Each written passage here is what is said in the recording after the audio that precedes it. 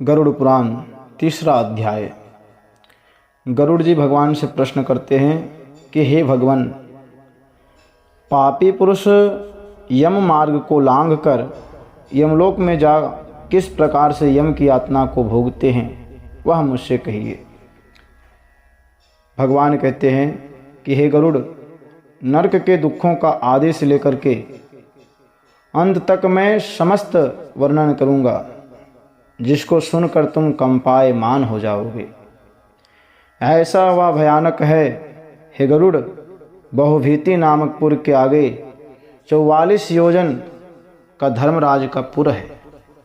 उसमें हाहाकार शब्द होता है, जिसको देख पापी भी हाहाकार शब्द करने लगता है। उसमें हाहाकार शब्द को सुनकर पापी भी हाहाकार शब्द करने लग जाते हैं। उस हाहाकार शब्द को सुन यमराज के दूत यमपुरी में जाकर द्वारपाल से कहते हैं कि महाराज, एक पापी को हम ले आए हैं। धर्मराज के द्वार पर धर्मध्वज नामक द्वारपाल स्थित रहता है। द्वारपाल जाकर के चित्रगुप्त से उस प्राणी के पास पुण्य के विषय में कहता है। तभी चित्रगुप्त जाकर धर्मराज से कहते हैं, हे गरुड़, जो नास्तिक महापापी पुरुष हैं, उन सबको अच्छी तरह से धर्मराज जानते हैं। तो भी वे चित्रगुप्त से पूछते हैं।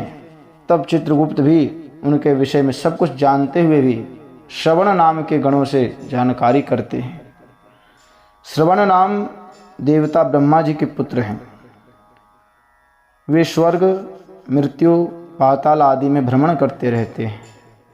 वे दूर से ही श्रवण कर सब जान लेते हैं और दूर स्थित वस्तुओं को प्रत्यक्ष देखते हैं, जिससे उनका नाम श्रवण ऐसा नाम रखा गया। फिर उनकी स्त्रियां भी श्रवणी इसी नाम से प्रसिद्ध हैं।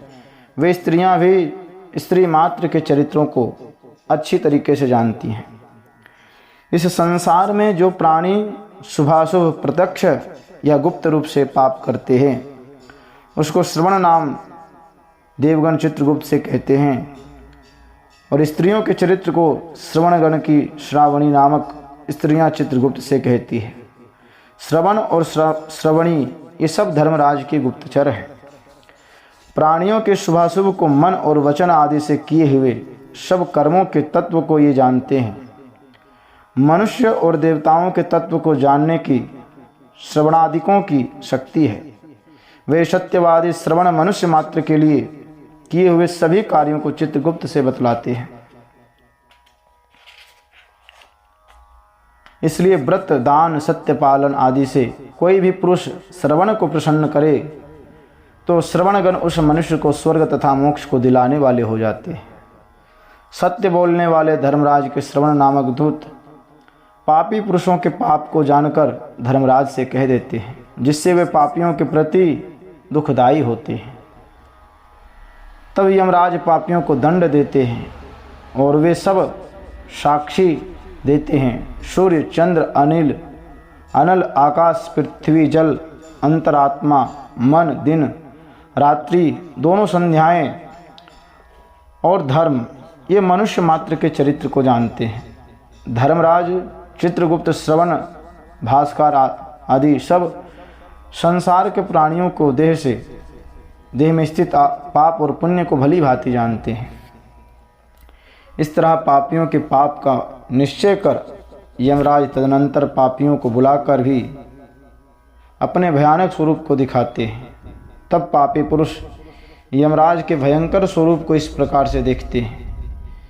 एक बड़ा शरीरधारी हाथ में दंड लिए भैंसे पर बैठा हुआ है। प्रलय काल में जैसे मेघ शब्द करता है, वैसा उसका स्वर है। काजल पर्वत जैसी कांति है। बिजली के प्रभा के समान प्रकाशमान, शस्त्रधारी, 32 भुजाओं से युक्त है। 3 योजन विस्तार वाला उसका शरीर है। वापी के तुल्य भयानक मुख है। लाल नेत्र हैं। बड़ी बड़ी दाढ़ों से युक्त भयंकर मुख है। लंबी नाक है। ऐसा यमराज का स्वरूप है। मृत्यु, ज्वर आदि से युक्त चित्रगुप्त भी भयानक रूप को धारण करते हैं। यम के जैसे ही भयानक उनके दूत भी पापी के पास आकर गरजते हैं। जिसको देख पापी भयभीत हो हाहाकार शब्द करता है। दान न देने वाले ऐसे पापी कंपायमान होकर रोते हैं। तब चिंतातुर होकर क्रंदन करते हुए पापियों को चित्रगुप्त यमराज की आज्ञा से उसके कर्म को श्रवण कराते हैं। हे पापी दुराचारी जीव, अहंकार युक्त विवेक रहित हो तुमने पाप रूप धन का संचय क्यों किया? क्योंकि ईश्वर के निमित्त धन दान देना था, अपितु संचय नहीं करना था। पापी पुरुषों की संगति से और काम क्रोध आदि से उत्पन्न हुए ऐसे दुख को देने वाले पाप को तुमने किसके लिए किया? तुमने अत्यंत प्रसन्न हो जैसे पहले पाप किए हैं वैसे ही अब दुखों को भोगो। अब उल्टे मुख होकर क्यों रोते हो? तुमने जिन पापों को किया वे सब पाप दुख के कारण हैं। धर्मराज न तो मूर्ख में और न ही पंडित में भेदभाव करते हैं, सबको एक समान देखते हैं। इस प्रकार पापी चित्रगुप्त के वचन सुन अपने किए हुए कर्मों का विचार कर निश्चल हो मौन धारण करते हैं तथा चोर की तरह निश्चल हो स्थित हुए ऐसे पापी पुरुषों को देखने के पश्चात उनके पापों के योग्य यमराज दंड देने की आज्ञा करते हैं। दूत यमराज की आज्ञा से दया रहित हो प्रेतों को ताड़ना कर कहते हैं कि हे पापी जीव, यहाँ से भयानक नरक में चलो। यमाज्ञाकारी प्रचंड चंडकादि दूत एक पास से उन सब प्रेतों को बांधकर नरकों में ले जाते हैं। उन नरकों के समीप एक बड़ा शालमली वृक्ष है जो अग्नि के समान कांतिमान है, जिसका 20 कोस का विस्तार है और जो 1 योजन ऊंचा है। यमदूत उस वृक्ष में प्रेत को नीचे की मुख और ऊपर की ओर पैर कर श्रृंखला आदि से बांधकर मारते हैं। तब प्रेत अग्नि से जलते हुए रोते हैं, क्योंकि उस स्थान में उनकी रक्षा करने वाला कोई भी नहीं रहता। तस्मिन्नैव शाल्मली वृक्षे लंबन्ते नेक पापिनः। उस शाल्मली वृक्ष में बंधे हुए क्षुधा तृषा से पीड़ित पापी लटकते हैं और यमदूत ऊपर से ताड़ना करते हैं। तब पापी जीव हाथ जोड़ करके प्रार्थना करता है, हे यमदूतों, हमारे अपराध को क्षमा करो। क्षमध्वं भोपराधम में कृतांजलि पुटा इति। हमारे अपराध को क्षमा करो, हम अब कभी भी पाप नहीं करेंगे। ऐसे प्रेतों के वचन सुनकर भी यमदूत लोहदंड से, मुदगर से, तोमर से, भाले से, गदा से और मूसल से अनेक तरह से मारते हैं। जिस ताड़ना में प्रेत मूर्छित हो जाते हैं तब चेष्टा रहित देख यमदूत कहते हैं, हे दुराचारी प्रेत, ऐसे दुष्ट आचरण तुमने क्यों किए? क्या संसार में अन्न जल की कोई कमी थी?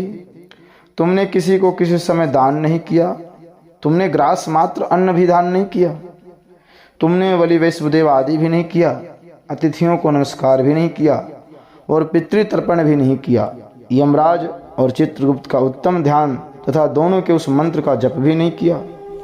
यम की यातना जिस जप आदि करने से नहीं होती है, गृहस्थ धर्म में रहते हुए भी कोई तीर्थ नहीं किया, न देवता की पूजा की तथा अहंकार को भी नहीं त्यागा, संत पुरुषों को की सेवा नहीं करने से अब फल भोगो, धर्म से रहित हो, अतः अनेक तरह के हम तुम्हारी ताड़ना करते हैं। यदि तुम कहो कि दंडनीय अपराध क्षमा करो तो वह भगवान ईश्वर ही क्षमा करते हैं और अन्य कोई भी नहीं कर सकता। हम लोग तो श्रीहरि की आज्ञा से पुरुषों को ताड़ना देने वाले हैं। ऐसे वचन कहकर यमराज के दूत दया रहित हो पापियों की ताड़ना करते हैं। तब प्रेत जले हुए अंगार की तरह होकर ताड़ना करने से नीचे गिरते हैं।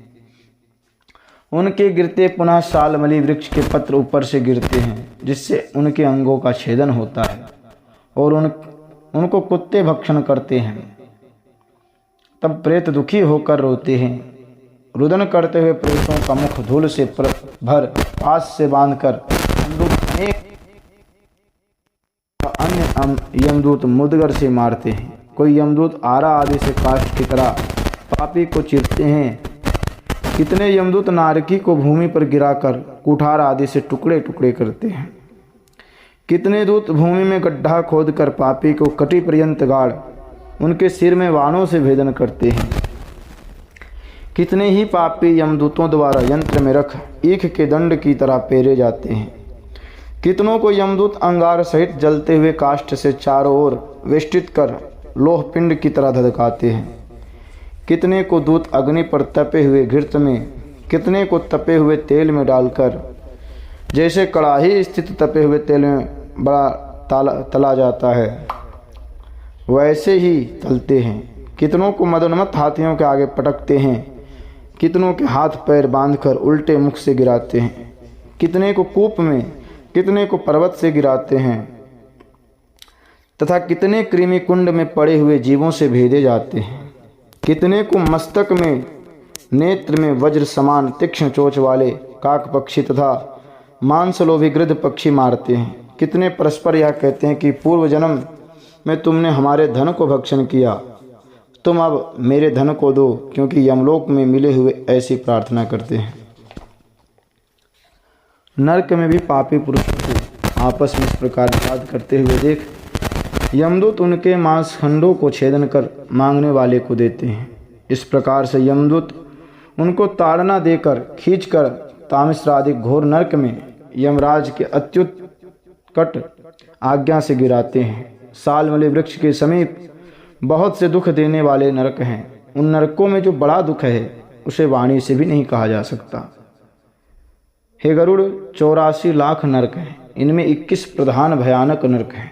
हे गरुड़, उनके नाम कहता हूँ, सुनो। तामिश्र, लोहशंकु, महारौरव, तालमली, रौरव, कुड़मल, कालसूत्र, कोति मृतक, संघात, लोहितोद, शविष, संप्रतापन, महानिरय, काकोल, संजीवन, महापथ, अविचि, अंधतामिश्र, कुंभिपाक, संप्रतापन तथा तपन, ये 21 नरक हैं जो अनेक तरह के यातना भेदों से रचे हुए हैं और अनेक यमदूतों से परिपूर्ण हैं।